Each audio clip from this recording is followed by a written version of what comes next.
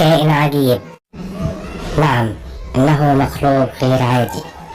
إنه يتمتع بالذكاء والدهاء وخداع أي شخص من حوله. ينشأ ويتربى في كل بيت.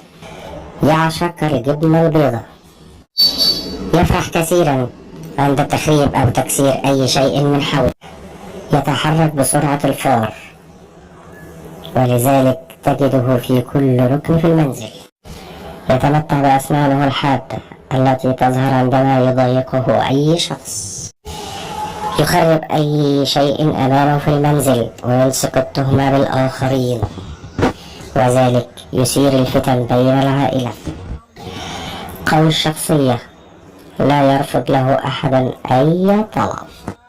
متسلط اللسان، يده طويلة دائما على الآخرين. يفعل المصائب والكوارث ويجلس وكأنه حمامة سلام في المنزل. ومن هواياته ركوب الموتوسيكلات والسيارات الMG. لا يسيطر عليه أحد، وليس لأحد عليه سلطة خارج عن القانون. يتمتع بخداعه البصري وضحكته المميتة. يأخذ منك كل شيء ولا يعطيك شيء. يطلقون عليه في مصر والدول العربية ثعلب البيت، وفي أوروبا والدول الأجنبية بن هاوس.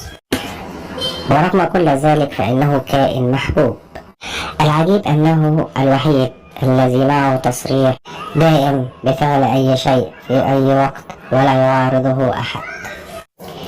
حقا إنه مخلوق غير عادي.